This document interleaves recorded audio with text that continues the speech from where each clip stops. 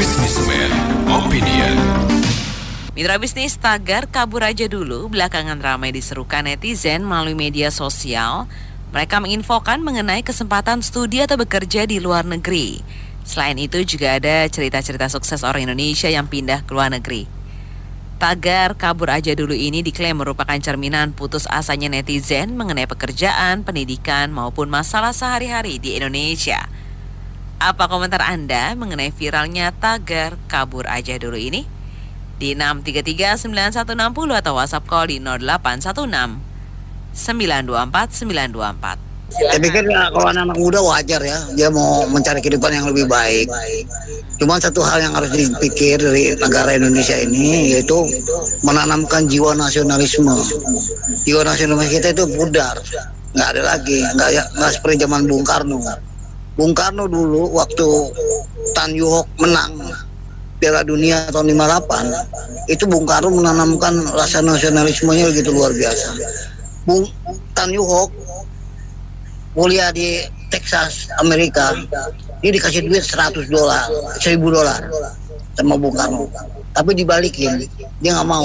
Karena orang zaman dulu itu tuh, sekelas Tan Yuhok itu tidak memikirkan masalah materi, tidak hedonisme. Itu saya dengar dari pembicaraan antara Tan Yuhok dengan Rosi Silalahi di koran Kompas. Nah itu luar biasa. Jadi harus ditanamkan rasa nasionalisme dan rasa kecukupan. Kalau orang zaman sekarang itu hedon, semuanya hedon, semuanya duit semua. Jadi zaman udah berubah, apalagi zaman milenial ke atas ini, orangnya udah hedonis semua. Kalau zamannya Tan Yuhok menjadi, dia tuh luar biasa, tapi ada diskriminasi di sana. Keturunan Tionghoa sampai nggak bisa punya kewarganegaraan. Masa orang Tionghoa dibikin SBKRI, surat bukti kewarganegaraan Indonesia. Jadi yang lain bukannya kewarganegaraan Indonesia dong. Kalau yang nggak punya SBKRI, ini lucu-lucu banget ini, lucu sekali orang keturunan Tionghoa itu dibikin SBKRI, kalau di Jakarta dibikin K1. Nah itu dihapus oleh Gus Dur.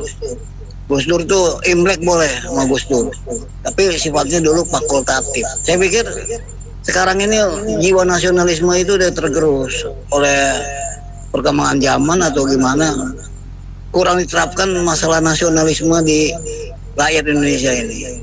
Jadi harus ditanamkan lagi jiwa nasionalisme, walaupun dia di mana. Kalau dia mempunyai seorang orang Indonesia, tapi jangan diskriminatif.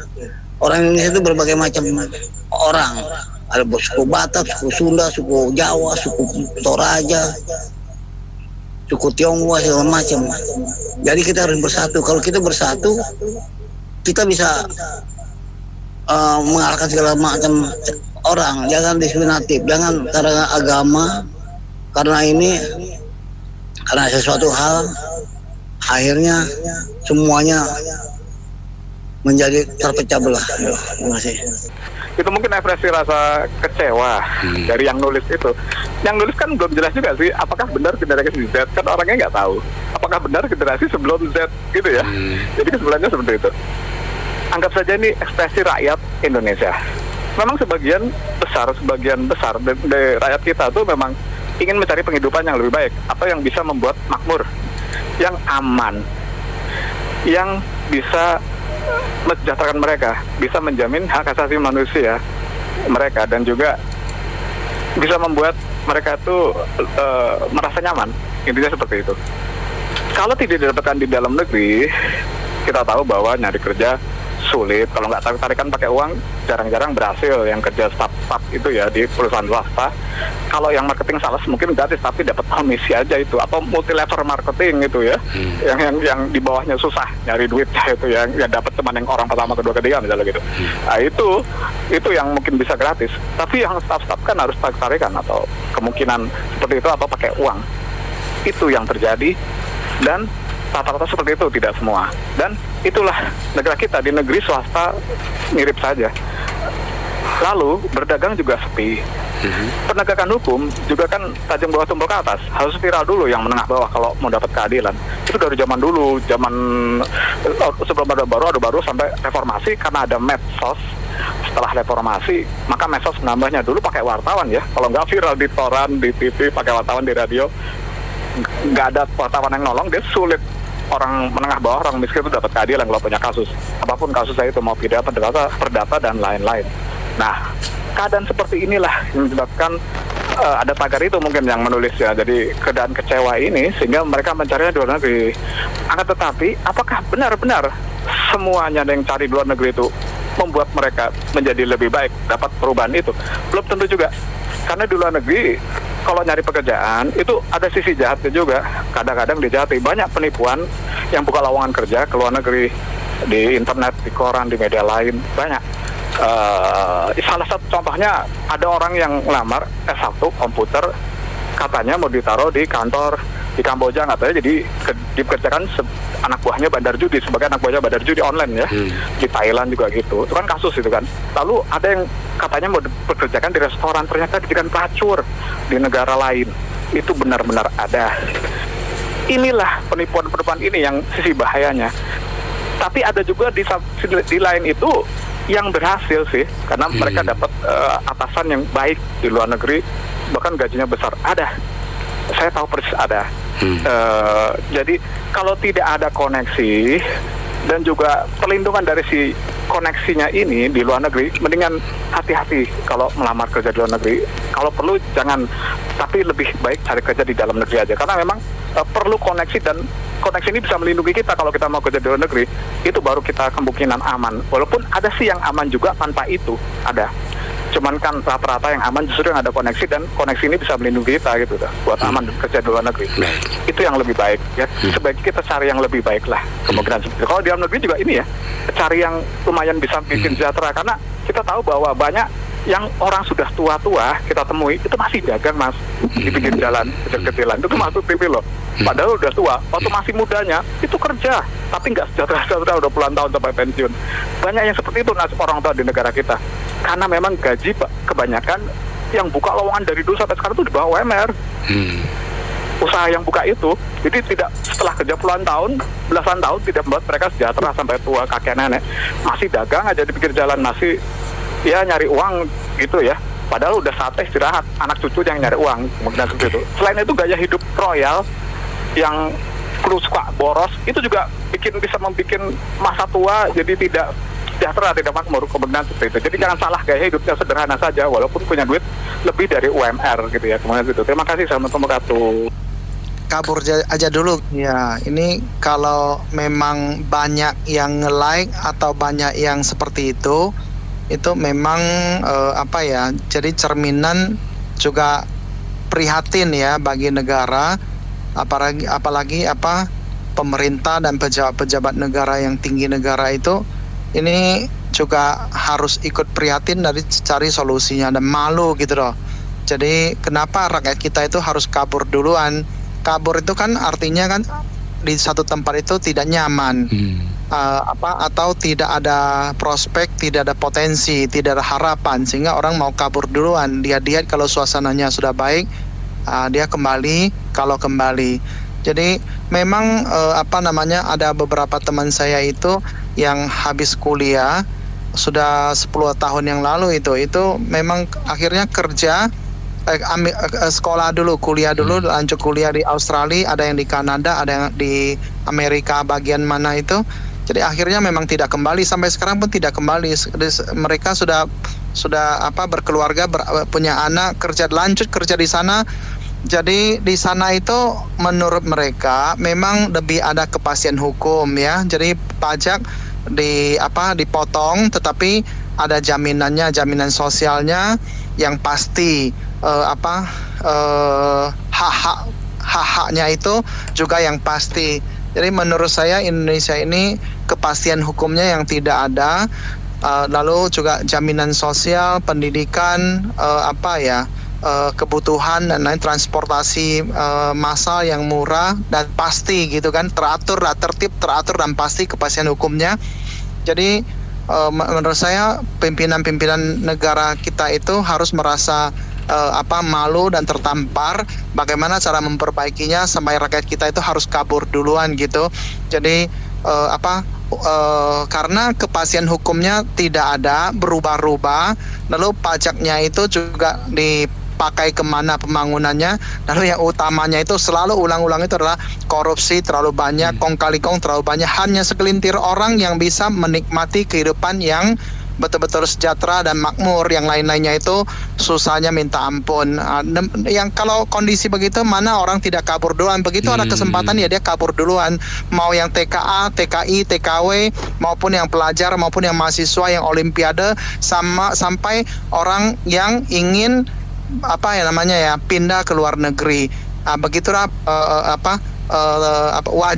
wajah kondisi warga masyarakat kita di Indonesia.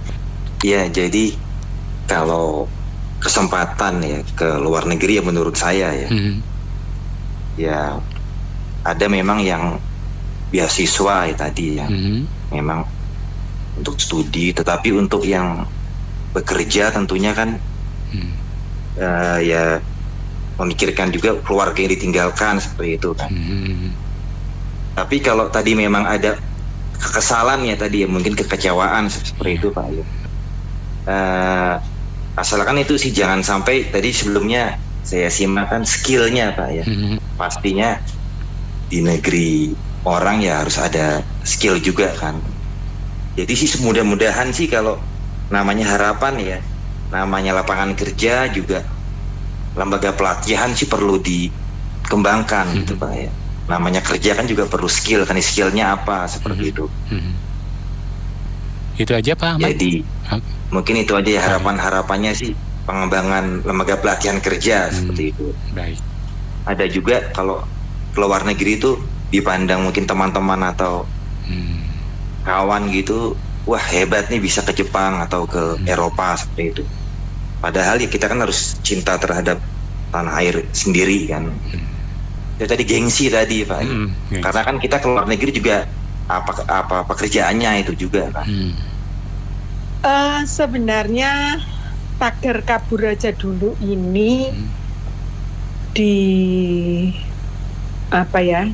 komen atau di expose oleh anak-anak yang sudah di luar negeri sebenarnya. Dan menurut survei, ini survei loh, bukan saya yang ngomong. Tahun 2023, orang Indonesia yang pindah warga negara ke Singapura, Australia, dan Amerika. Amerika ini saya masih tanda tanya ya, karena terakhir Amerika itu sulit gitu ya. Dan karena juga saya dengar kementerian ngomong si Trump mendeportasi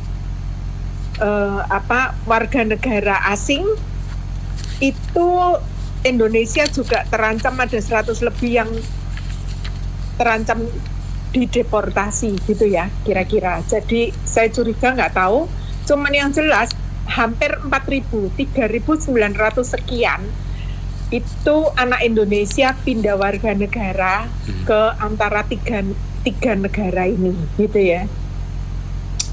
Sebenarnya mereka pindah itu adalah ya betul, sudah bapak-bapak dari tadi yang ngomong jerah, jengkel, yang tidak diurusin gitu ya. Terus geopolitiknya tidak benar, terus hukumnya nggak benar ya. Apa yang kita tiap hari ngomelin itu membuat mereka itu bereaksi gitu ya. Kalau kita mungkin orang udah umur jadi beda ceritanya gitu ya. Tapi kalau anak-anak kan mereka capek ya kalau harus memerangi ketidakadilan, misalnya dia terlilit terhadap hukum misalnya kayak gitu. Kalau lu nggak punya duit, hukum gimana cara bicaranya, kan nggak mungkin. Di sini kan kayak gitu memang ya.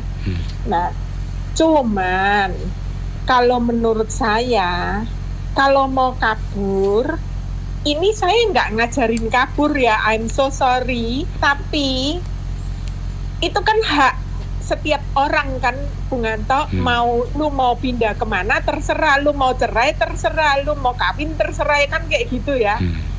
Nah, kalau mau kabur itu sebenarnya ke Jepang, Kanada, dan Jerman. Jepang itu 2 bulan yang lalu saya udah pernah ngomong kalau mau ke Jepang karena banyak land yang kosong, karena mereka populasinya udah menua semua dan anak-anak mudanya udah nggak ada. Kayak gitulah kira-kira ya.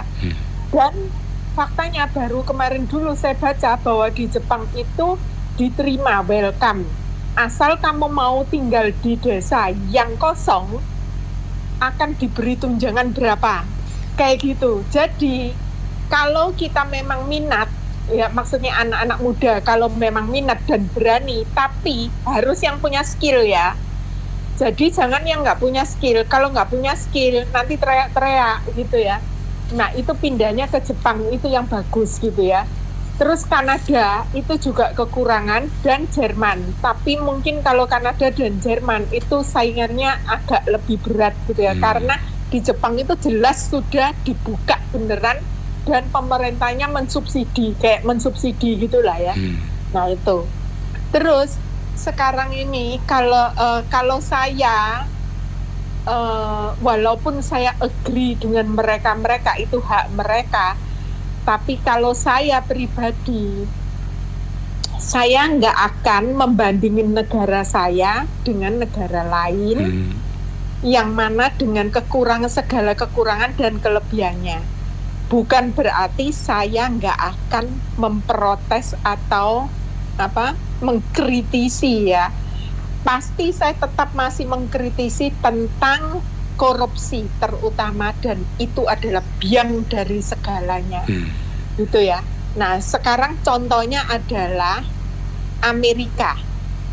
Amerika itu sesungguhnya negara yang udah settle down sehingga hukumnya juga settle down. Akan tetapi Amerika terakhir itu terlena, merasa mereka berkuasa sehingga apa saja yang dikatakan mereka bisa meraih dengan mudahnya sehingga seenaknya. Dan yang paling akhir sekarang ini aja yang saya ceritakan, kan Donald Trump mengatakan Greenland mau diambil, Panama mau diambil, Kanada mau diambil gitu kan. Kanada langsung nggak lama bekerja sama dengan China, oke? Terus saat ini Denmark lah. Greenland, kenapa saya ngomong Denmark? Karena Greenland itu di bawah otoritinya Denmark. Denmark sekarang mensponsori California untuk exit dari Amerika. Jadi sekarang ini pemerintah California beneran mau merdeka dari Amerika karena mereka merasa dia penghasilannya adalah 1 triliun US dollar, jadi tidak membutuhkan Washington DC, kayak gitulah kira-kira ya, alasannya kayak gitu. Jadi terus ditumpangi oleh Denmark, bahwa Denmark ngomong buat tagar kita akan membeli California. Jadi sebenarnya sekarang ini lagi rame antara Eropa dan Amerika gitu ya. Makanya saya ngomong kita harus berwawasan agak luas supaya tidak mengedo atau memuja Amerika wow, Eropa wow, kayak gitu. Semua itu ada kekurangan dan kelebihannya sendiri. Sebenarnya kita itu kaya, tapi yang miskin adalah hukum kita. Makasih. Iya, kalau saya begini ya, kalau dari pandangan saya, itu sebenarnya sindiran keras. Sindiran keras bahwa yang namanya negara tuh siapa sih? Ya. Lagi-lagi kan wakil negara, wakil rakyat. Kan di situ kan sebagai komprominya kan. Tapi apakah wakil rakyat ini berfungsi atau tidak? Oke. Ya kan? Ya. Tapi nyatanya kan adalah kebutuhan hak dasar yang sebenarnya itu dibutuhkan oleh tidak terjawab, belum terjawab. Iya. Jadi sekarang sebenarnya kan gini loh, simpelnya adalah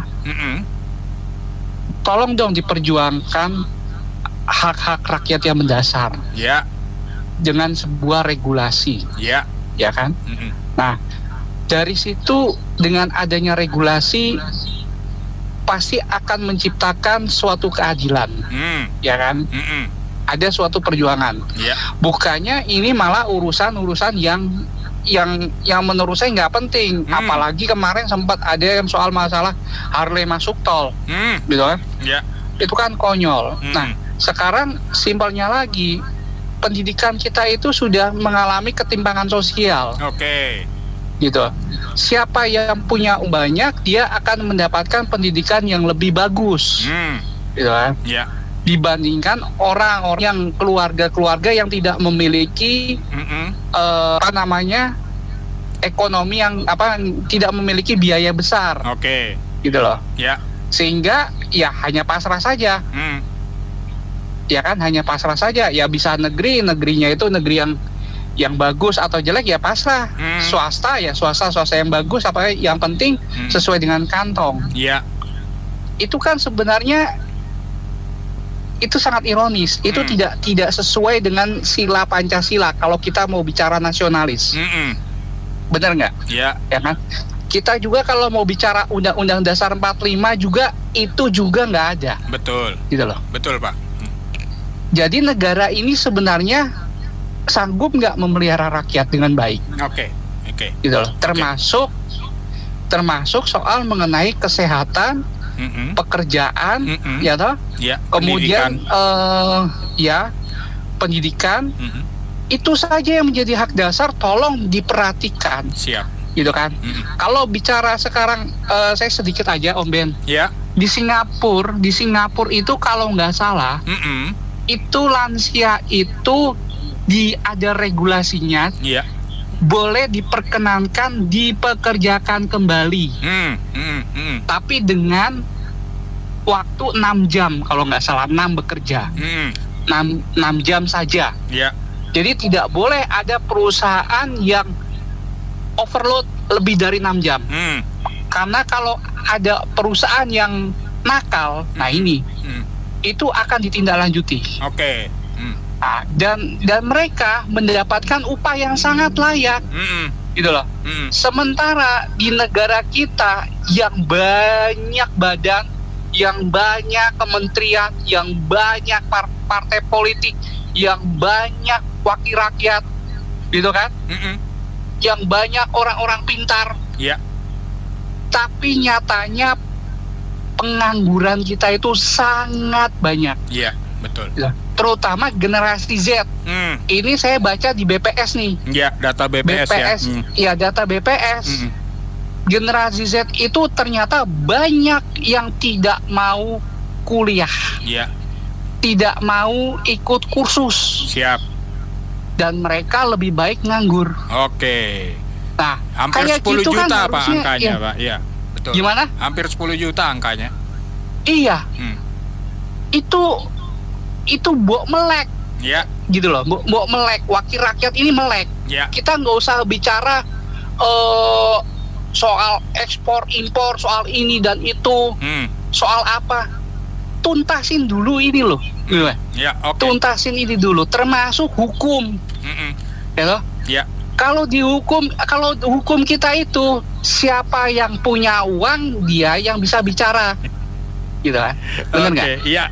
Benar kan? Ya. Ya. Jadi itu aja dulu gitu kan. Kita beresin semua, termasuk koruptor. Untuk mengirit efisiensi anggaran, udah aja pemerintah itu kan kandang-kandang singa itu, gitu. Itu kandang-kandang singa itu kan pada lapar, gitu kan.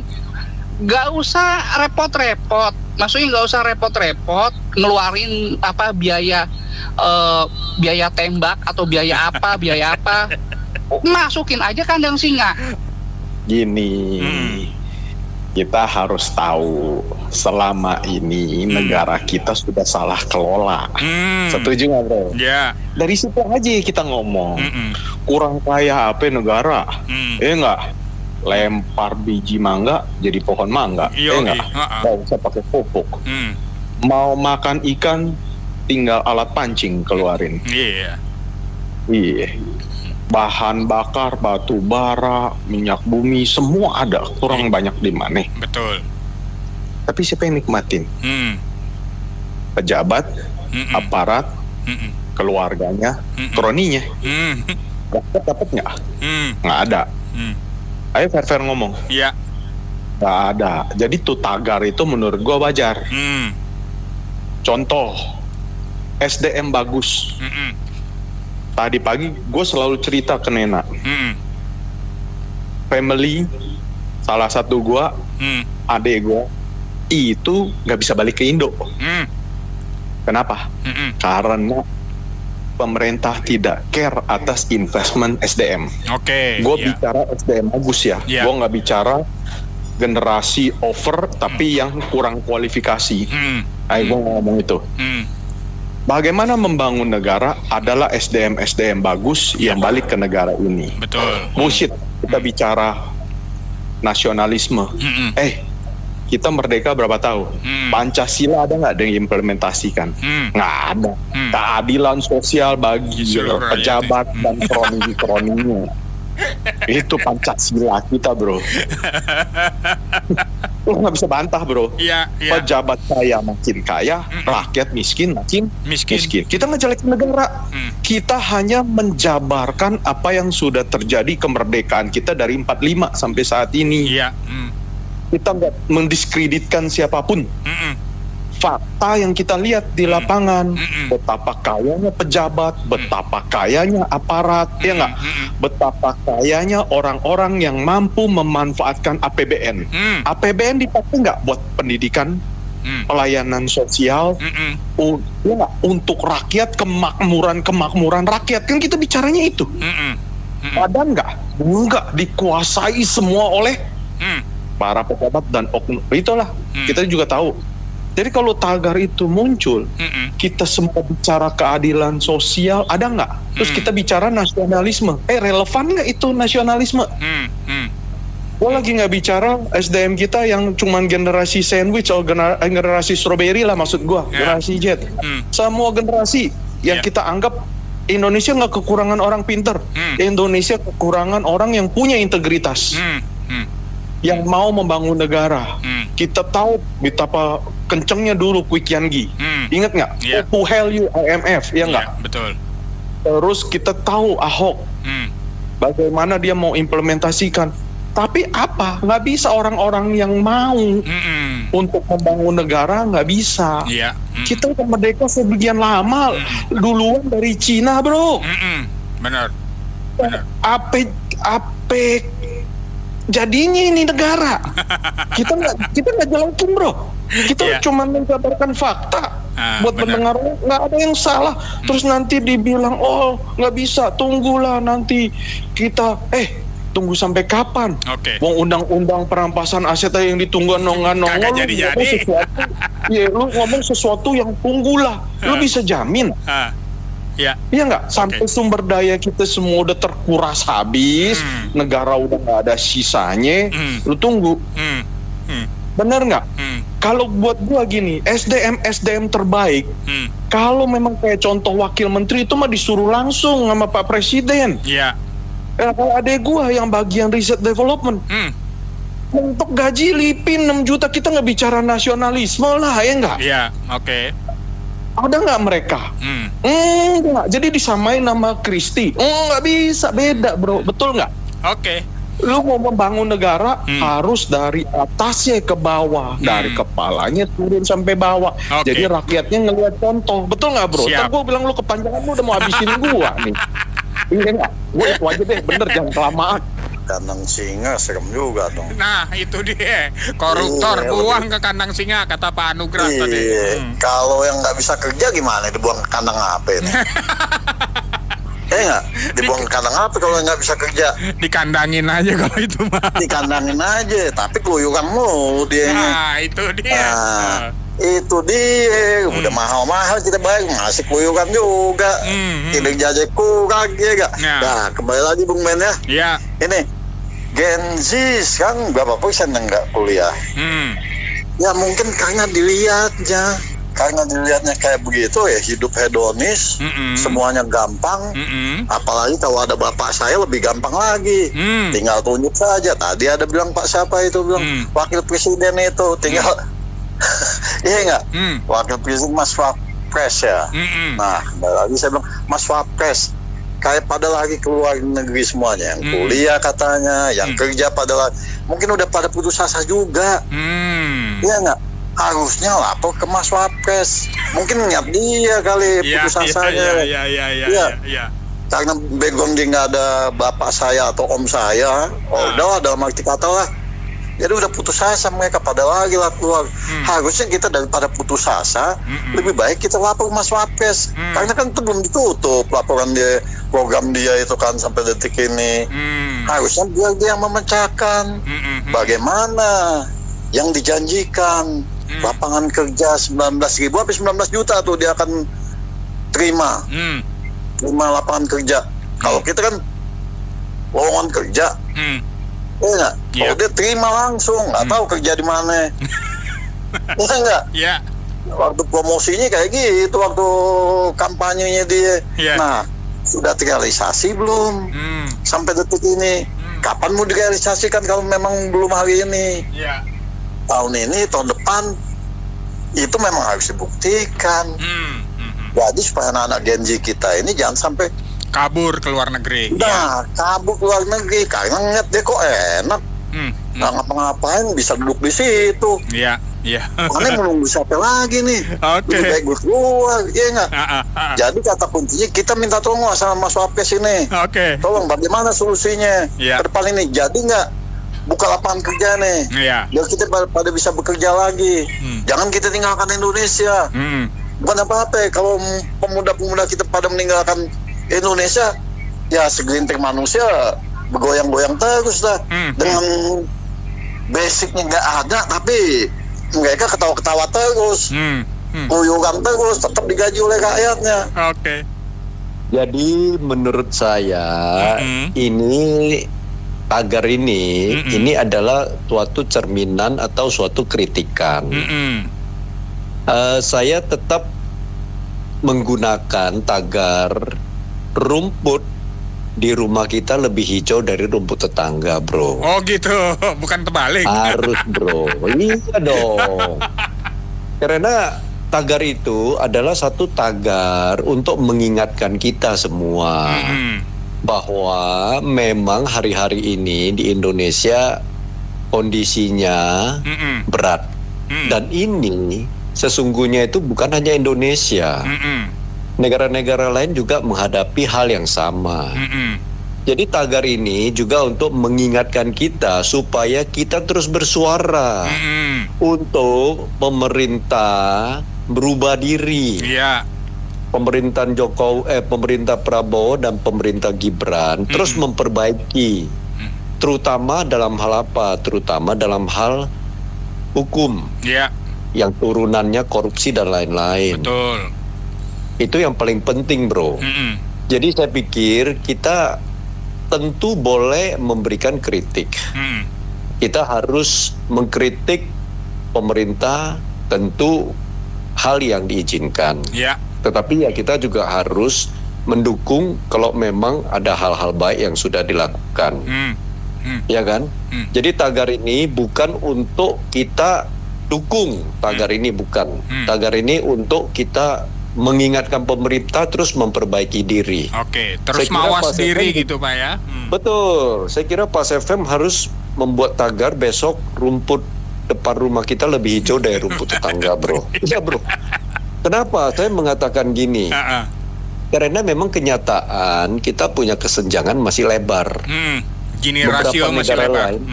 Betul, gini rasio kita masih lebar, bro. beberapa negara lain itu seperti Singapura, mereka terus merekrut anak-anak muda dari negara lain termasuk Indonesia. Betul, kalau yang pintar-pintar, karena mereka kekurangan orang. Benar. Ya kan? Tetapi jangan salah, Indonesia punya anak muda, kalau nggak ada pendidikan, nggak ada keterampilan, ya mau kerja ke luar negeri jadi apa? Apakah begitu gampang? Ya kan? Saya lebih menghargai seperti yang sekarang ada di Kementerian Pendidikan Tinggi ya, yang kayak Stella Christie kembali di Indonesia. Mungkin hari ini kalau Mayor Teddy ada dengar lapor ke Prabowo, halo, anak muda ya, bukan? Ya. Ini yang seperti Pak Basuki Ahok, seperti Ignatius Jonan, seperti Ibu Susi, yang jelas-jelas punya kemampuan, jelas-jelas cara berpikirnya untuk kebaikan negara itu. Undang gabung ke pemerintahan kita. Jangan hanya sekedar melihat dari sudut politik lagi. Kita perlu mereka terus menjadi kepala, menjadi contoh nyata untuk anak muda kita supaya percaya ke pemerintah. Di samping itu tentu kita awasi pemerintah punya kerja sekarang. Supaya tagar-tagar yang seperti begini itu nggak terus melebar dan mempengaruhi anak-anak muda kita, anak-anak kita di bawah yang nggak ngerti. Ini berbahaya. Jadi saya pikir pemerintah juga harus mengundang orang-orang yang memang kualitasnya bagus dan bisa memperbaiki negara. Kasih mereka kesempatan. Bagaimana? Tahu nggak, seperti sekarang ini gubernur yang belum dilantik yang Jawa Barat itu Deddy Mulyadi ya. Betul. Itu kalau nggak salah dia berusaha merekrut Ibu Susi dan itu loh si Ignatius Jonan loh untuk memperbaiki provinsi Jawa Barat mereka. Jadi saya pikir presiden juga harus memanfaatkan. Ya sekarang udah ada lah yang anak-anak muda staf khusus yang dipakai, walaupun masih banyak yang bersuara-suara miring ya. Tetapi ya saya pikir anak muda kita harus dikasih contoh bahwa generasi muda di Indonesia juga ada yang berhasil. Tetapi persoalan paling utama, kembali kita kritik pemerintah, hukum ini harus diperbaiki. Harus jadi nakoda, Pak. Betul, itu nggak ada pilihan. Salah satunya korupsinya ini harus benar-benar serius. Ini nggak ada pilihan. Kalau ini terus dilakukan, ya saya yakin Indonesia akan siap menyongsong 2045, bro. Ya, Indonesia emas, betul. Betul. Kita nggak ada pilihan. Kita harus bersuara positif, bersuara terus untuk mengkritik yang membangun kepada pemerintah. Tagarnya apa? Rame-rame keluar. Iya, kabur aja dulu, gaya anak muda, Pak. Iya, memang kalau ini kita lihat ya, saya juga punya anak yang milenial ya. Kalau kita lihat ya di Indonesia ini dari segala strata, blue collar maupun white collar itu susah sekali cari kerja. Kompetisinya sangat kuat ya. Jadi memang apa yang dikatakan tagar itu ya nggak salah amat gitu ya. Kita pun juga dari segi yang blue collar ya, kita kirim banyak ini TKW, TKI dan sebagainya ya. Kalau untuk level atas yang staff manajemen itu ada, tapi nggak semasif ya yang TKW, TKI.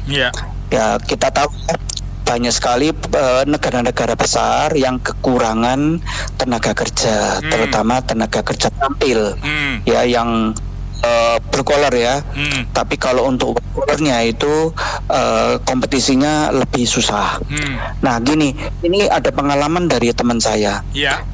Teman saya punya 2 anak, yang satu lulusan dari universitas negeri terkenal di Indonesia, yang satu swasta terkenal di Indonesia. IP mereka tuh di atas 3,5 semua, tapi gajinya cuma 6-7 juta. Ya. Jadi kampanye gini, usaha untuk memperoleh IP itu kan nggak gampang ya, apalagi dari universitas besar terkenal. Tapi penghargaannya mau yang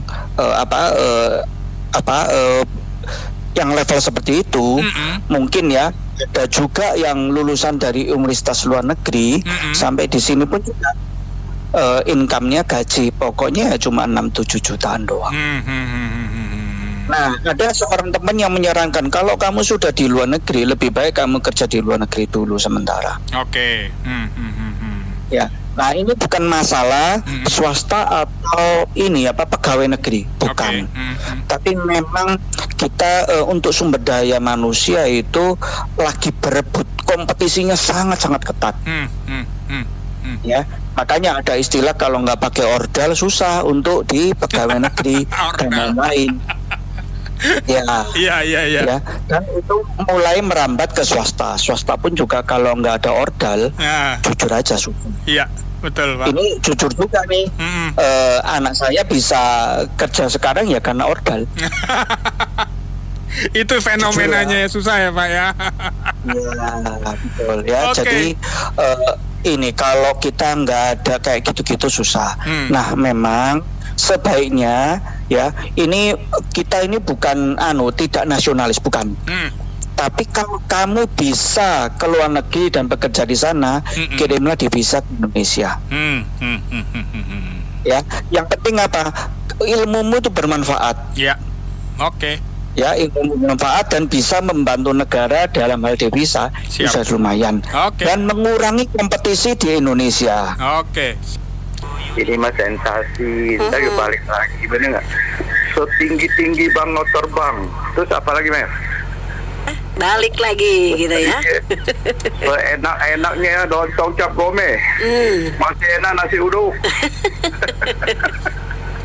Yang penting Indonesia itu negara cukup subur, bener nggak? Iya. Kemarin yang ngurusin atasan amburadul, bener? Iya. Sudah Tuhan kasih nih, tuh ada satu yang Winoto, tau dia suka kritik tuh. Dia bilang waktu Tuhan kasih Indonesia yang subur loh, Tuhan anak buah kena korupsi tau nggak? Terus Tuhan balik lagi marah, udah deh, supaya Tuhan nggak dicela tau nggak? Kita bikin manusia di Indonesia KW2, KW3 gitu. Ada Winoto itu. Sebenarnya gini ya, itu ya bagus. Mereka kan merantau kan, bangsa kita kan merantau kan, biarin aja. Maka di Indonesia diperbaiki sekali infrastrukturnya, hukumnya, semuanya nggak. Pasti mereka perbaiki.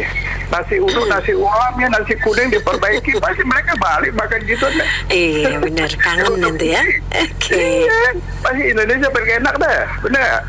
Yang penting segalanya korupsi hukum diperbaiki, nggak mungkin lah manusia ada banyak Indonesia tuh. Itu dari mes. Emang sih Indonesia tuh tanahnya subur, kaya raya, pinteran orang luar. Nah itu anak-anak sekolah tuh dulu, waktu saya sekolah tuh SD, mau kelas 6 tuh diajarin cara masak-masak. Waktu SMP-nya ada diajarin kalau mau itu tuh belajar rambut tuh, keahlian rambut salon tuh kayak salon sama atau menjahit baju diajarin waktu SMP. Gitu. Kalau mestinya sekarang juga diajarin. Jadi nanti kalau mereka udah lulus bisa jadi tukang cukur kan bisa juga kan di daerah desa-desa sendiri ya. Iya, jadi bisa. Ya akan datang nanti itu robot-robot. Tapi kan mahal kalau itu yang kerjain sama sendiri kan di pedesaan di mana kan ada. Jadi ada keterampilan. Begitu. Jadi umpamanya kalau itu yang korupsi itu disita, dimasukin dong ke kas negara, jadi nggak bebanin rakyat. Masa korupsi berapa triliunan penjara cuman 6 tahun, ya pada kaya dong, udah di penjara juga tetap kaya, nggak ada malunya, nggak ada mukanya, gimana sih tiap hari berdoa pada Tuhan, lo kelakuannya kayak gitu, berani amat, nggak bisa. Itu juga di semua ini nih yang menjadi pejabat-pejabat juga harus dong kasih contoh yang benar kepada rakyatnya, biar rakyatnya bisa patuh, tidak takut. Ya preman-preman berani aja tuh itu makan, itu ada tukang jual makanan sampai 17 orang nggak mau bayar, sampai dia nangis, dia pindah, nggak mau di daerah situ, pindah ke tempat lain. Di itu juga di warteg-warteg makan tiap sore 7 orang nggak mau bayar. Pada udah yang ketiga kali dia udah pasang CCTV, dia bilang kalau lu bayar lagi gua laporin polisi, nggak datang lagi. Begitu, jadi berani-berani mereka begitu. Itu aja Bu. Itu saya pikir sesuatu yang sangat memalukan ya, karena mereka pergi itu harus dilihat faktor pemicunya. Kalau pemicunya itu adalah untuk pendidikan, pemicunya itu adalah karena rakyat kita diminati di luar negeri, misalnya jadi perawat ya, dibutuhkan banyak di Jepang atau di Korea, itu hal bagus. Tetapi kalau pemicunya karena ketidakpuasan atas kondisi di dalam negeri, sebenarnya anak-anak bangsa kita ini sedang menjadi economic fugitive, yaitu menjadi menjadi pengungsi ekonomi gitu. Jadi mereka ini adalah sekumpulan orang pelarian ekonomi. Kasihan sekali karena bangsanya sendiri itu ingin meninggalkan negara ini. Tetapi di sisi lain saya ingin mensecukan ini kepada Kemenaker. Itu tenaga kerja asing ya di Jabodetabek yang dari Filipina, dari Jepang, dari Korea, dari Cina, dari mana-mana, itu welcome banget.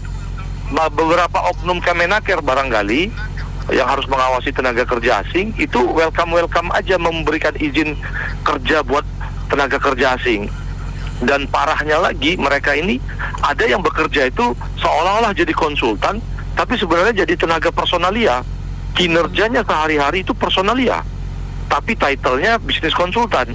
Setelah dia menjadi personalia di perusahaan-perusahaan di Indonesia, itu yang dia lakukan pertama adalah melakukan pemutusan hubungan kerja.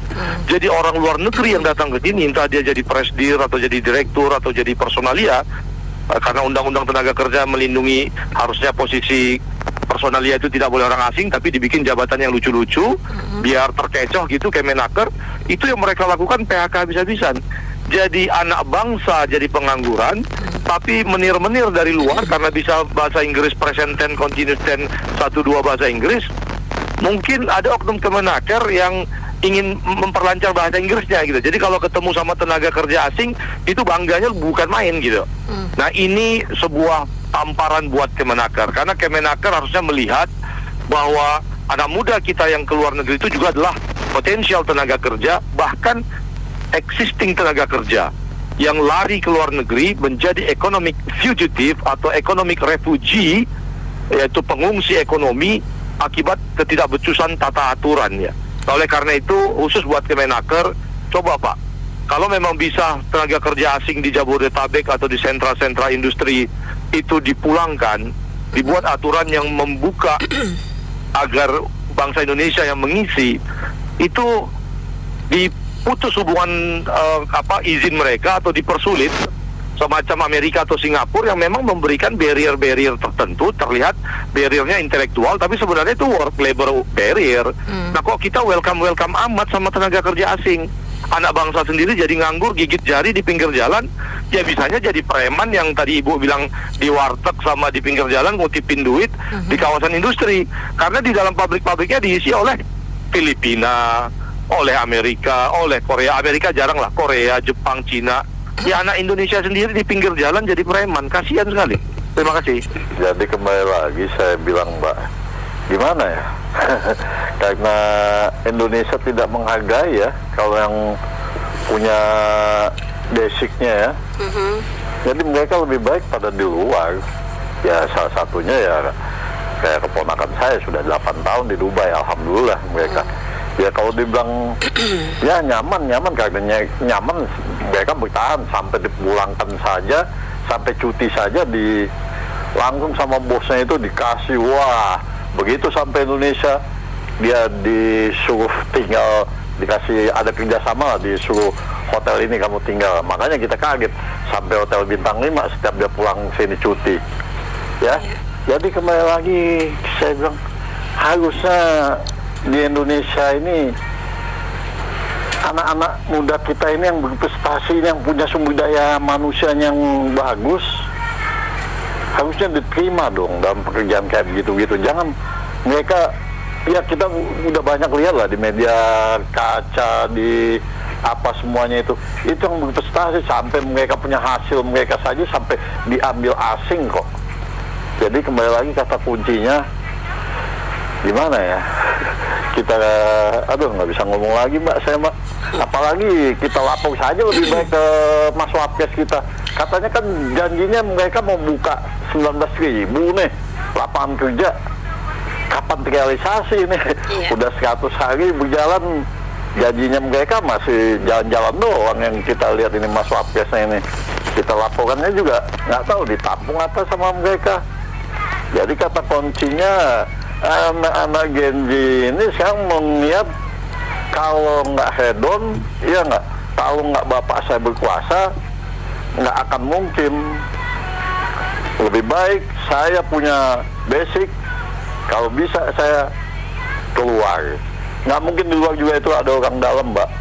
Mereka tuh mencari sendiri, Mbak. Gampang sekarang kok, mencari sendiri melalui internet. Mereka itu lamaran kerja keluar itu nggak susah kayak dulu kok. Kalau dulu memang waduh susah kita kalau nggak ada orang dalam sama sekali itu kita nggak bisa.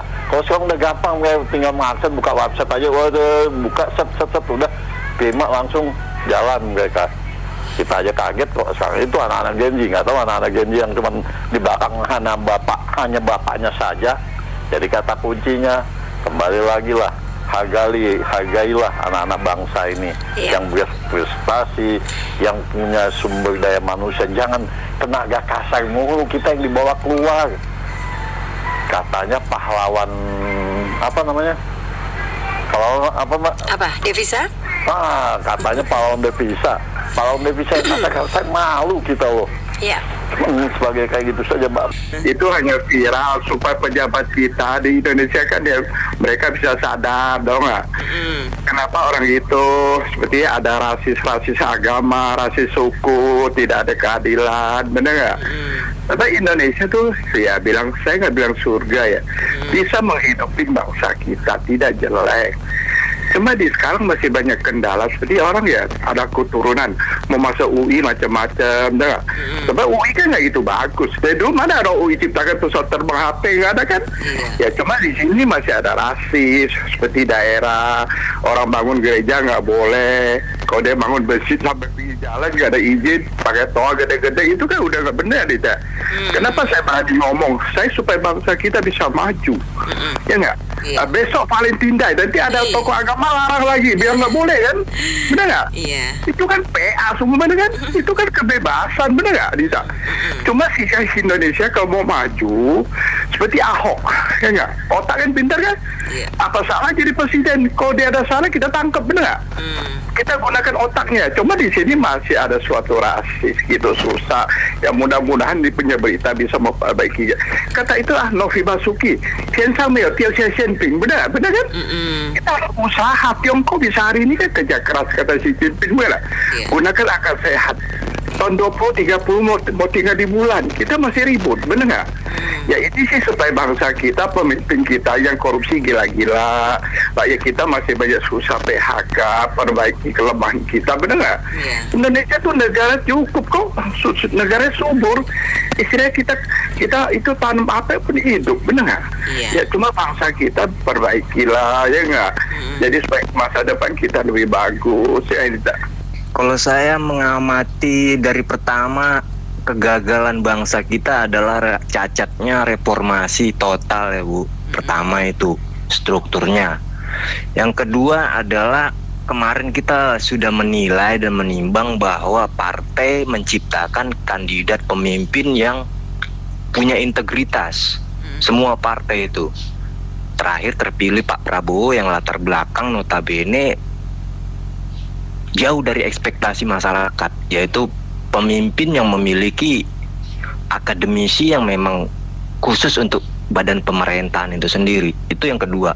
Dan yang ketiga adalah di mana ekspor impor ini berlaku lebih besar dari pasak daripada tiang. Yang saya maksudkan artinya impor diterima sementara barang ekspor kita gagal untuk pengiriman. Artinya pendapatan fiskal kita itu jeblok dari ekspor. Tapi kalau bahan mentah dari bahan material yang memang itu primadona itu gampang keluar Bu. Tapi dengan harganya tentu lebih murah. Ini yang ketiga. Yang keempat adalah hukum yang dari dulu sampai sekarang nggak berubah, di mana tajam ke bawah lebih penting daripada tajam ke atas. Itu yang keempat. Dan yang kelima adalah yang terakhir, bahwa bangsa kita ini gagal untuk maju menjadi Indonesia emas. Itu masyarakat dan seperti saya, kelompok milenial, menilai orang yang di atas kami ini, founding father ini ya cuma bersikap hedonis dan sedikit agak egois karena cuma mementingkan kelompok dari mereka sendiri. Mungkin begitu lebih tepatnya, Bu, kalau seumpamanya kita mencari rezeki ke tetangga atau ke depan. Sementara di Jawa ini, Indonesia ini yang disebut cuma Jawa, Bu. Kalau ke Papua, ke Jogja. Orang Sumatera pun ke Jawa, ke Jawa Barat, ke ibu kota. Jadi pusat bisnisnya itu nggak berlaku sekarang ini. Mungkin begitu, Bu. Memang ini saya lihat ini banyak kan rata-rata yang luar negeri itu generasi sandwich ya saat ini. Ya, sandwich itu yang artinya mereka itu harus menghidupi keluarga. Mereka terpaksa. Saya lihat ada yang sampai bekerja serabutan di luar negeri untuk mencukupi kebutuhan keluarganya. Kayak ada yang pergi, saya lihat tuh, saya baca tadi malam ada yang pergi ke Amerika dengan gaji 40 juta. Emang kalau gaji 40 juta di sana katanya sih nggak ada apa-apanya. Katanya kan dia jadi pelayan toko gitu kan. Tapi dia berhasil kirim tiap bulan 20 juta ke Indonesia buat menghidupi keluarganya. Yaitu dia perjuangan dia lah gitu. Latar belakang mereka keluar itu ya seperti yang terjadi saat ini. Kecewa dengan pemerintahan kita. Mereka rata-rata kebanyakan kecewa dengan kinerja pemerintah Republik Indonesia saat ini yang tidak bisa menciptakan lapangan kerja, daya saingnya kurang, korupsinya merajalela. Jadi akhirnya mereka terpaksa keluar. Sebenarnya mereka juga ceritanya berat, mereka untuk meninggalkan keluarga. Ada yang saya lihat mungkin jadi di Korea, awalnya mereka magang-magang gitu, akhirnya mereka terpaksa belajar bahasa baru, budaya baru. Ada juga yang ke Thailand, saya lihat jadi guru gitu kan. Malah saya lihat tuh di fotonya orang tersebut masih pakai jilbab. Nah, sampai dia juga bilang, walaupun saya Muslim di sini saya sudah mendapatkan makanan halal sesuai dengan budaya Indonesia, tapi saya tidak berpikiran untuk pulang. Bayangin loh, dia di negara non Muslim yang makanannya merajalela di mana-mana non halal, dia berpikiran untuk pulang. Bayangin, jadi jangan harap Indonesia masih 2045 itu akan tercapai kalau generasi muda kita aja nggak berpikiran untuk bekerja dalam negeri, dan bahkan yang udah keluar nggak berpikiran untuk pulang, bahkan mereka itu berpikiran untuk menjadi warga negara sana. Yang banyak yang saya lihat tuh, yang saya baca-baca, dia yang udah tinggal 5 tahun bahkan menambah extend untuk menambah lagi agar mendapatkan permanent residence ya, Mbak ya. Ya gitu ya. Jadi menurut saya ya kesalahannya di pemerintah ya. Kesalahan menurut saya sih ya. Jadi kalau dilihat mentalitas pekerja kita kurang atau pendidikan kurang, enggak, buktinya mereka bisa bersaing. Bahkan ada yang saya lihat tuh, ada yang pernah bekerja di presenter di stasiun TV, dia akhirnya di sana direkrut buat jadi manajer broadcast lah, apalah saya baca itu ya. Dan itu fantastis sekali, saya bilang orang Indonesia bisa mencapai prestasi tersebut. Terus kendala Indonesia juga banyak, masalah agama, masalah suku, ras. Bahkan ada yang sharing itu, ada yang mereka mungkin kondisi dia udah mungkin kondisi kejiwaannya mungkin udah gay atau lesbi, susah diterima di Indonesia. Beda dengan di luar negeri. Menurut saya sayang sekali ya, kita udah bukan zamannya lagi udah mikirin agama ya, kita udah ketinggalan jauh dengan negara lain. Saya rasa sangat sayang sekali, walaupun generasi kita itu banyak yang udah keluar, nggak ada yang mau pulang kalau di Indonesia. Jadi Indonesia Emas itu saya rasa mungkin bisa mundur kali jadi 2100 Mbak, bukan 2045 lagi. Gitu aja, terima kasih. Yang mengeluhkan orang pada kabur siapa, Bu? Nggak ada kayaknya. Cuma kita sayang aja kan bersama anak bangsa. Maksudnya harus pergi merantau atau berpisah gitu kan.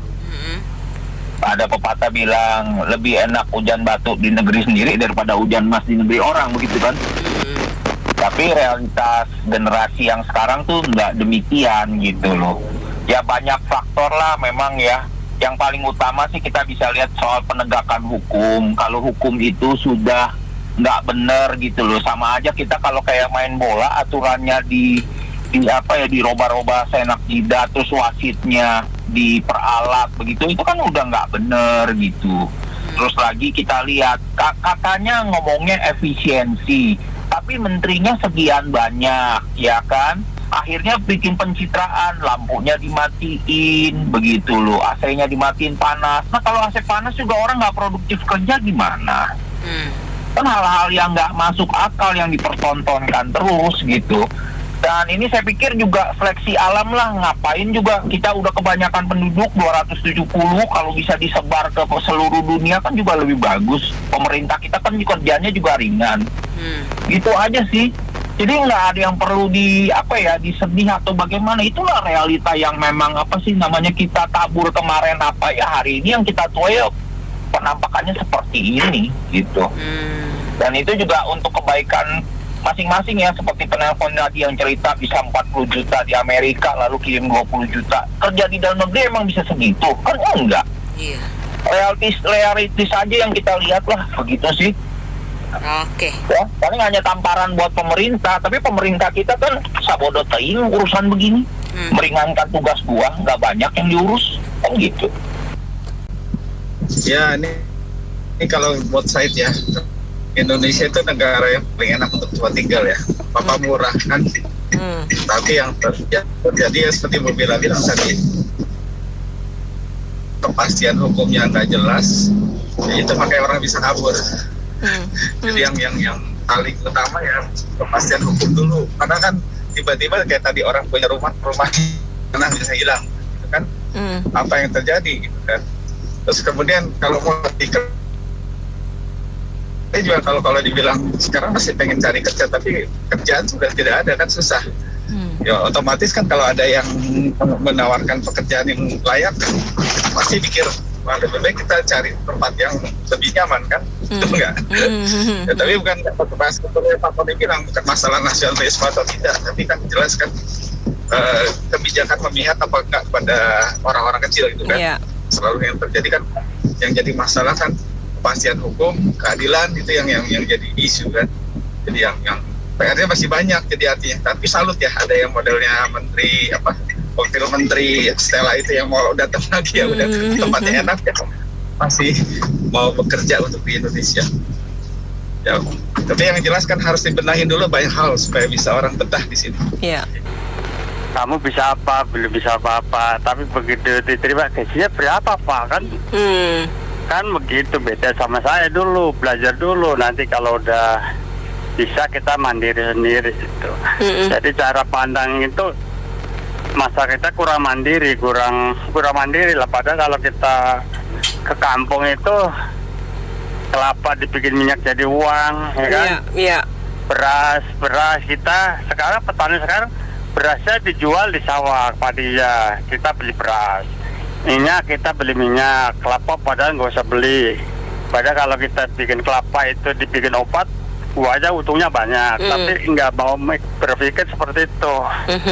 Mungkin jadi kalau pendapat saya itu di Kementerian Pendidikannya itu masyarakat itu disuruh berpikir, jangan suruh menghafal. Gitu. Jadi kita bisa hidup di lingkungan kita gitu, nggak usah.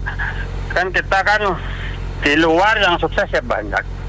Di Indonesia yang sukses juga banyak, tergantung diri kita. Makasih. Ini kebetulan kemarin aku pas nonton YouTube-nya loh, itu lagi rame itu, kabur aja. Jadi sebenarnya banyak hal yang bisa kita lihat ya, termasuk misalnya lah kalau kita ngomong dari sisi Gen Z ya, itu sebenarnya aku juga kemarin pas nonton yang Renal Kasali, dia ada ngomong itu juga, bahwa anak muda sekarang itu memang sebaiknya bisa merantau kemana-mana. Jadi sebenarnya tadi ada lagu aku ingat, itu lagu nenek moyangku, orang pelaut. Memang kita itu bangsa yang merantau sebenarnya. Jadi itu biarkan aja, apalagi dengan Gen Z ya. Sekarang ini udah semacam lifestyle, semacam tren gitu loh. Orang kemana-mana itu lihat aja orang vlog sambil keliling mana, ada yang keliling Indonesia, dunia, segala macam. Nah, itu itu wajar-wajarnya udah masanya gitu loh. Terus kabur dulu aja itu juga kalau kita hubungkan dengan misalnya diaspora kita yang di Amerika sehubungan dengan kebijakan imigrasinya Donald Trump, ya bisa juga mendingan kabur dulu. Tunggu aja si Donald Trump itu turun, ya enggak? Baru kita balik lagi. Jadi kita aman. Nah, tapi memang ya kalau kita hubungkan dengan kondisi kita soal lapangan kerja dan lain-lain, itu ya memang kita masih banyak lah hal yang mesti perbaiki. Kita nggak usah ngomong, singkatnya aja sebenarnya ini kita ekosistem kita ini kurang mendukung lah istilahnya, misalnya untuk orang berkreasi ataupun ya bahkan mendapatkan lapangan kerja. Bahkan aku baru baca, aduh serem deh, kita ini PHK-nya itu nggak kira-kira ya, dan semakin angkanya bertambah terus. Iya. Kemarin aku baca bahkan yang perbankan loh, yang perbankan juga bakal banyak. Tadi pagi baca grup itu bakal banyak sekali, dan orang biasanya wanti-wanti dengan banyak PHK nanti akan tingkat kerawanan sosial, kejahatan itu akan meningkat, kriminalitas segala macam, dan itu yang bikin was-was. Dan kondisi kita sudah kondisi global ekonomi nggak terlalu bagus sebenarnya outlooknya. Kemarin aku kebetulan ada ikut yang investment Mandiri Forum itu ya. Mandiri Investment Forum ya. Iya, sebenarnya itu nggak terlalu cerah lah kasarnya kayak gitu. Dan di kita ini kan kelihatannya pemerintahan Pak Prabowo ini lagi mau banyak merubah kondisi kita yang selama ini yang kurang bagus mau diperbaiki. Itu ada dua sisi. Memang kalau itu mulus dan dilakukan dengan hati-hati itu bakal oke. Tapi bahayanya kita ini nggak bisa dadakan. Di kita itu nggak bisa, walaupun sesuatu yang bagus kalau dilakukan dengan dadakan atau kurang rencana yang baik bisa berbalik, iya, bahaya. Seperti itu. Baik. Iya betul. Ini saya lihat pendengar yang baru ya udah mulai banyak Sisnya. Nah, saya mau ucapin selamat nih, kelihatan misinya berhasil nih. Terima kasih. Mudah-mudahan semuanya satu misi di sini ya. Betul. Semakin banyak kita mendengar, tentu setiap tema itu ada yang pro, ada yang kontra lah ya. Iya, itu wajar. Itu biasa sih. Tetapi kan semakin banyak, saya kira yang bersuara banyak, ini menunjukkan kan perhatian terhadap isu-isu di Indonesia itu sebenarnya banyak yang aware ya. Siap.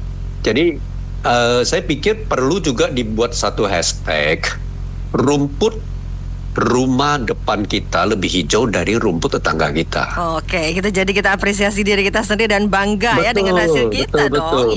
Betul. Itu perlu juga kita lakukan itu. Tentu anak-anak muda sekarang itu gampang sekali menarik satu asumsi, kemudian dengan media sosial yang begitu gampang melakukan penyebaran dan lain-lain ya.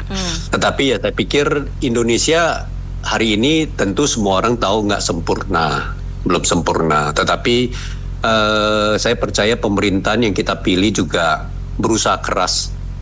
Saya mencoba menggarisbawahi sebelumnya di zaman Pak Jokowi minimal isu-isu yang mengenai perbedaan ideologi itu udah teratasi. Tetapi ada kelompok-kelompok tertentu yang masih menginginkan status quo. Itu masih bercokol dan berusaha untuk mengganggu jalannya pemerintahan sekarang. Mudah-mudahan ini juga bisa diatasi oleh Pak Prabowo dengan Pak Gibran, yaitu melalui apa? Melalui penguatan di hukum. Ini penting sekali. Karena apa? Karena saya yakin yang orang-orang baik yang ingin Indonesia semakin baik, menuju Indonesia emas juga banyak Pak Sisis. Nah, orang-orang ini ya melalui fasilitas dari Pas FM ya tentu juga bersuara ya. Semuanya bisa bersuara, walaupun banyak yang pesimis mengatakan Indonesia hancur-hancuran. Ya memang di depan mata kita kelihatannya seperti itu, kita nggak bisa pungkiri. Tetapi kita dukung juga pemerintah untuk kerja dengan baik lah. Dan kita terus bersuara untuk kebaikan Indonesia. Mudah-mudahan ini akan berhasil. Dan satu lagi saya coba meng-highlight yang senior-senior ini, entah di pejabat dimanapun, harus memberikan contoh yang baik melalui hukum yang turunannya korupsi dan lain-lain. Supaya apa? Yang junior-junior, yang anak-anak muda itu bisa melihat bahwa benar loh di atas, semakin memperbaiki diri. Karena yang status quo, mereka juga terus bergerilya untuk memberikan isu-isu di media sosial yang jelek-jelek. Kita tahu Indonesia itu masih ada ketimpangan yang begitu lebar. Nah, masih bisa memanfaatin orang-orang bawah itu untuk dipengaruhi terus. Itu masih sangat bisa. Jadi saya pikir Pak Prabowo juga boleh mengundang. Menurut saya ada beberapa figur-figur yang sangat baik selain anak-anak muda yang berprestasi ya. Ada juga seperti Pak Basuki, Ahok, kemudian Pak Ignatius Jonan, terus Ibu Susi. Itu saya kira mereka itu orang yang punya kemauan untuk Indonesia baik itu keras sekali. Ya, orang-orang visioner. Dan orang-orang orang-orang seperti gini diundang untuk menjadi model. Jangan melihat dari politik terus, jangan lihat dari perbedaan partai lagi. Kita nggak punya waktu banyak, karena kita perlu figur-figur untuk meyakinkan anak-anak muda kita, generasi-generasi di bawah kita, untuk percaya bahwa inilah Indonesia. Walaupun nggak sempurna hari ini, walaupun kita lihat tenaga kerja masih banyak yang nganggur, peluang pekerjaan berkurang, isu industri ini, isu industri itu tutup. Itu perlu sekali figur-figur ini yang untuk meyakinkan. Dan supaya kita yang ya udah agak senior, kita juga meyakinkan anak-anak kita. Tentu persaingan akan semakin berat ke depan, nggak bisa kita pungkirin kok. Dan negara lain juga menghadapi hal yang sama dengan kita. Saya punya teman satu, orang Taiwan. Tahu nggak dia bicara apa ke saya? Dia bilang, kalian Indonesia masih bagus. Dia bilang, lu tahu nggak, gua orang Taiwan, gua itu nggak ada negara. Gua sampai ke Cina, gua mesti pindah ke jalur imigrasi yang gua harus jadi orang Cina.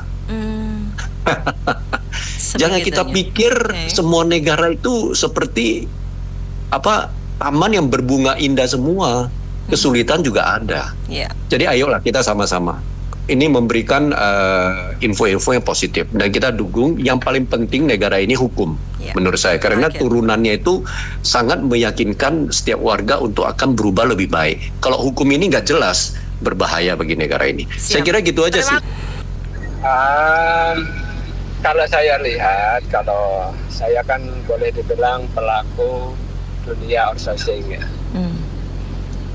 Pelaku dunia outsourcing itu bahwa kalau saya lihat itu anak-anak sekarang itu pilih-pilih pekerjaan. Pilih-pilih pekerjaan di mana dia tidak punya pekerjaan, tapi tetap aja pilih-pilih. Itu yang jadi masalah. Kenapa? Karena memang fightingnya anak-anak sekarang kalau saya lihat itu jauh berbeda. Sekarang anak-anak kan enggak takut, saya tidak punya kerjaan, saya tetap makan. Saya tidak punya pekerjaan, saya tetap bisa main handphone. Itu yang terjadi, sehingga dia pengennya lebih banyak itu instan gitu. Itu yang terjadi, bukan berarti dia tidak ada punya pekerjaan dan segala macam. Saya setuju dengan ibu yang tadi, memang hukum memang itu boleh bilang parah sih ya. Indonesia itu parah, korupsinya parah. Tapi kalau mengingat dunia pekerjaan di Indonesia sebenarnya banyak sekali mass produk istilahnya, misalnya pengantaran segala macam gitu ya, pengantaran barang itu banyak dibutuhkan. Cuma memang mereka pada pilih-pilih seperti itu. Jadi tidak bisa kita menyalahkan atau betul dari negeri belum tentu lebih baik. Di Indonesia juga lebih jelek, enggak juga, kan gitu ya. Selagi kita mau berusaha, istilahnya apapun yuk kita kerjakan, apalagi anak-anak yang belum punya tanggungan segala macam, udah hajar aja semua pekerjaan untuk semua pengalaman. Ya, saya sih kalau menurut saya sih bukan Gen Z aja ya. Kalau orang kerja di luar negeri mah udah dari dulu sih. Dari dulu kalau orang banyak yang dulu kan ke Taiwan, ke Jepang, udah itu ada yang Australia, Amerika gitu kan. Jadi bukan Gen Z aja sih. Kalau menurut saya kalau orang ada kesempatan dan dia nggak bisa jadi pengusaha, ya mendingan dia kerja di luar negeri. Karena kan ya gajinya jauh lah. Mana enak mau kerja kasar juga lebih tinggi daripada gaji di sini. Ponakan saya di Amerika situ udah nggak mau balik lagi sih. Kan meskipun mereka di sana banyak yang pemecatan ya, tapi kalau bisa dapat kerja ya why not gitu loh. Karena ya mungkin di sana banyak yang sistemnya lebih bagus gitu ya. Kalau misalnya bisa jadi warga negara sana, mungkin saya merasa mereka juga pindah gitu loh. Jadi menurut saya itu wajar-wajar saja kalau misalnya negara kita, kalau yang mau balik ke Indonesia dari kuliah di luar itu biasanya jadi pengusaha. Jadi kan mereka membawa teknologi inovasi dari sana yang belum ada di Indonesia, mereka bawa kalau mau jadi pengusaha. Tapi kan nggak semua orang bakal jadi pengusaha. Nah, kalau mau jadi karyawan doang ya mendingan mereka kerja di Singapura, di Amerika, atau misalnya mereka bisanya kerja kasar ya mereka mendingan pilih kerja luar negeri lah, dapatnya lebih banyak gitu aja sih. Kalau pengalaman Mama ya pernah kabur juga 15 tahun. Pernah kabur. Di mana, Ma? Di mana? Itu kamu belum bilang tuh anak Mama 5 negara di mana saja tuh. Oke, Mama mau. Ya, nanti disebut ya, nanti saja ya. Oke, siap. Jadi ya itulah, kabur ada bagus, istilahnya ada positif, ada negatifnya juga. Tapi kalau dilihat dari zaman sekarang, di mana generasi strawberry itu awalnya ya dari para orang tua yang ya separuh strawberry, separuh cherry ya. Sama aja dong lembek semua ya. Iya, jadi takutnya nanti kalau keluar, kalau nggak betul-betul ditempa ya, maksudnya untuk mental dan akhlaknya itu, takutnya nanti malah tambah negatif jadinya. Jadi kembali lagi kalau menurut Mama sih sebaiknya ya anak-anak muda tuh ditempa dulu ya, istilahnya mental diri sendiri, harus sering-sering menghadapi tantangan dengan pikiran positif gitu loh. Jadi maksudnya pantang menyerah. Kalau mengenai kabur aja, nah pertanyaannya, kabur itu hanya sekedar kaburan, artinya lari dari kenyataan, atau kabur beneran? Itu pertanyaannya itu dulu kan, Ina. Karena gini, kalau kita yang tadi disampaikan ada tawaran, ada itu, satu alasannya karena negara-negara itu sudah mengalami demographic winter, jadi sudah depopulasi karena memang biaya hidup yang tinggi, terus mungkin di sana juga pergeseran dari penduduk usia produktif ke usia lansianya udah banyak ya. Jadi terus mungkin juga generasi mudanya itu lebih memilih kalau tidak menikah, atau kalau menikah itu pilih child free itu. Nah sementara kita yang kebetulan bonus demografi, nah itu yang memang mereka itu oke dah, kalau misalnya mau kamu kesini aja, dikasih tunjangan macam-macam, bahkan kayak tadi yang disebutkan sampai berpuluh-puluh juta. Nah masalahnya Kak Nena, sebetulnya ya di negara kita sendiri itu tidak kurang kalau misalnya kesempatan untuk bekerja itu nggak kurang sebetulnya, lapangan kerja itu banyak. Kalau misalnya gini kan Nena, banyak yang mengeluhkan lapangan kerja sedikit. Ya memang sedikit, tetapi sedikitnya itu karena kemampuan atau kompetensi dari calon tenaga kerjanya yang memang rendah. Sebagai contoh kan Nena, saya biasa kalau melakukan rekrutmen karyawan, saya begitu lihat bahkan dari perguruan tinggi yang oke ya Kak Nena ya, artinya yang punya nama gitu kan. Saya lihat, wah IPK-nya luar biasa. Mungkin kalau ada IPK 10,5 mungkin 10,5 kan Nena. Tapi ketika saya interview, saya nggak mau namanya menanyakan sesuatu yang teoritis. Oke. Mereka mungkin udah jago, mungkin satu buku itu apal di luar kepala. Tapi saya tanyakan adalah case base. Jadi kalau kamu menghadapi kasus seperti ini, apa yang mau kamu lakukan? Nah, di situ kelihatan Kak Nena, walaupun IP-nya tinggi, itu tidak menjamin dia sebagai problem solver.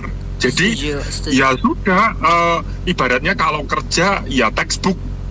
Jadi nggak nganu lah nantinya ya mungkin hanya manut sendiko dawuh gitu kan, pokoknya diperintah apa macam robot gitu. Yes man. Tidak punya inisiatif, tidak punya kreativitas, tidak punya segala macamnya, sehingga tadi yang disampaikan Bu Maida ya, generasi strawberry, generasi cherry, strawberry lah ya, yang katanya kena panas sedikit terus jadi selai itu. Itu sebetulnya bukan tidak ada sisi positifnya. Anak-anak generasi Gen Z ya, kita karena rata-rata pelamar kerja sekarang adalah Gen Z. Itu mereka punya banyak kemampuan sebetulnya. Mereka bisa belajar dengan cepat. Medianya juga sudah mendukung, mau cari di apa aja. Sekarang bahkan kalau nyari OpenAI lah, DeepSeek lah gitu kan, ada lah pokoknya. Tetapi yang mereka tidak punya itu adalah ini Kak Nena, istilahnya kemampuan untuk bertahan. Jadi switching culture. Jadi fighting spirit barangkali ya. Fighting spirit dan budaya switching culture Kak Nena. Jadi gini, saya pernah tanya. Jadi kamu kalau misalnya kita terima kerja di sini, itu kira-kira kamu akan stay, artinya akan bertahan, mengikuti jenjang karir, atau mungkin ada proyeksi yang lain. Oh, ada yang menjawab, nanti saya akan melanjutkan pendidikan lagi sekian tahun lagi, atau ada yang bilang, oh ini saya istilahnya mencoba belajar untuk bekerja. Wow, kan jadi kita ini mencari untuk benar-benar bekerja, bukan belajar gitu kan. Belajar itu sudah saatnya di bangku kuliah, silahkan sebanyak mungkin mendapatkan pengalaman. Nah, terus habis itu ketika 1 bulan, 2 bulan, setengah tahun gitu, ada temennya, enak loh di sini itu gajinya segini, kelihatan sedikit lebih tinggi aja Kak Nena. Terus sudah mulai komplain, wah enak di sana ya, kalau kayak gitu saya pindah ke sana. Begitu pindah, mereka mulai lagi start lagi dari nol. Terus lihat lagi tempat lain, oh kayaknya kok sana lebih enak ya, pindah lagi. Kalau seperti itu, kapan mereka bisa mempunyai posisi yang benar? Kapan mereka bisa mengembangkan benar-benar kompetensinya? Artinya apa? Budaya switching culture itu sangat mempengaruhi Gen Z.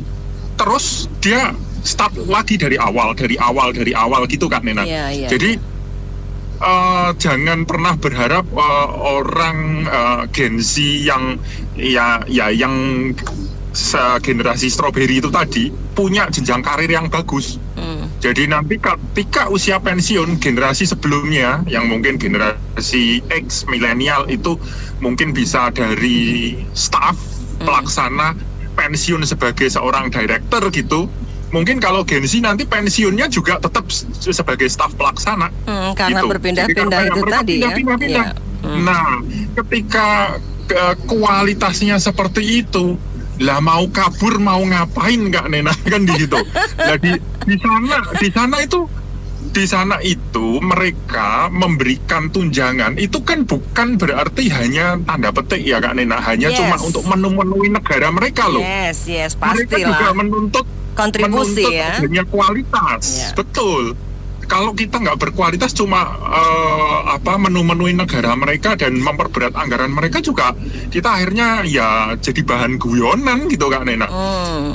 Betul. Jadi nggak sepadan. Nah, kalau di beberapa negara yang saya tahu Kak Nena, memang tenaga diaspora kita itu diakui loh Kak Nena. Sebetulnya Indonesia itu nggak kurang orang-orang pandai, itu nggak kurang. Coba Kak Nena flashback ya, cari data deh. Juara-juara olimpiade, entah itu matematika, entah itu sains, banyak dari Indonesia, betul? Banyak dari Indonesia. Tapi kenapa pada kabur? Kenapa kalau yang punya kemampuan kayak gitu pada malas balik? Karena di sini kalau hanya modal pinter aja, nggak pakai istilahnya dekengan orang pusat gitu kan, nah nggak bakal bisa dapat kerjaan yang baik gitu loh. Apresiasinya kurang, sehingga orang-orang yang seperti inilah yang sangat disayangkan, tidak bisa membangun negara, tetapi justru malah pindah ke negara orang itu kan, memajukan negara orang, itu yang sangat disayangkan. Memang fenomena mungkin sejak 10-15 tahun yang lalu, anak muda termasuk anak-anak saya, anak keluarga, relasi, famili, teman-teman dekat, semua sama persepsinya bahwa mereka merasa kesempatan berkarir dan untuk meraih identitas yang lebih tinggi ada di luar negeri. Tapi saya selalu memberi wacana kuliah singkat kepada mereka pada waktu pertemuan dengan anak-anak muda, bahwa jangan salah, dalam 10 tahun terakhir sejak China, mungkin China sih sebetulnya udah 17 tahun yang lalu sudah mulai kelihatan ya, the new baby giant, ya, baby giant baru. Sejak tahun 2016 kelihatan banget, tapi dalam 5 tahun terakhir ini, terutama setelah pada saat mulai corona sampai sekarang, jelas banget bahwa China itu menjadi gajah baru dan sudah melewati giant lama, yaitu Amerika. Cuman anak muda ini tidak melihat ke sana, mereka cuma melihat di dalam negeri. Makin gak enak ya, makin susah ya, cuma begitu aja. Dan banyak di antara mereka yang 10 tahun yang lalu berangkat, sekarang kembali lagi karena merasa kesempatan kerja jauh lebih kecil di sana dibanding di Indonesia. Memang di Indonesia nih perlu perlu presiden baru, perlu menunjukkan kepiawaiannya dalam melanjutkan apa yang sudah dilakukan presiden terdahulu. Cuman anak-anak ini selalu narrow scope, artinya dia menggunakan teleskop yang sempit, kecil, narrow, dan pendek, hanya lihat hari ini. Dan saya akan bicara lagi kepada mereka, kepada semua teman-teman, rekan-rekan, juga pemirsa Pas FM, bahwa sejak 10 tahun yang lalu data-data ekonomi sudah menunjukkan bahwa pertumbuhan ekonomi ada di Asia. Ya, jadi bukan di negara barat. Negara barat itu semua sunset, ya, semua sudah sunset, dan pertumbuhan makin jelas bahwa pertumbuhan ekonomi ada di Asia, dan Indonesia akan kedongkrak dengan kegiatan di Asia yang dipelopori oleh China. Indonesia akan kedongkrak, dan saya yakin Pak Prabowo begitu dilantik langsung sudah berhubungan baik dengan Xi Jinping dan negara-negara Asia. Dan saya sangat yakin bahwa dalam waktu dekat Indonesia pun akan growing sangat cepat. Jadi kesempatannya ada di lokal kita. Dan anak-anak muda itu yang kepengen berkarir di luar negeri harap sadar, pada waktu ekonomi suatu negara, misalnya mereka ke Jepang, pada waktu ekonominya turun, mereka akan prioritas bangsa sendiri. Ya, nggak mungkin kita orang dari Indonesia bisa dapat prioritas, dapat job bagus, gaji bagus, nggak mungkin. Semua negara seperti itu, apalagi Amerika, Kanada, Australia, mereka akan prioritaskan bangsa sendiri pada waktu ekonominya turun. Jadi jangan pikir ke luar negeri itu, oh gampang cari kerja, gaji tinggi. Bohong. Cuma anak muda itu narrow scope. Mereka tidak melihat keluar, mereka cuma merasa di sini udah gerah nih, udah nggak enak nih. Itu kesalahan anak muda kita. Terima kasih. Baik mitra bisnis, kami sudah dulu sesi Businessman Open untuk kali ini. Terima kasih. Saya Anita Wijaya.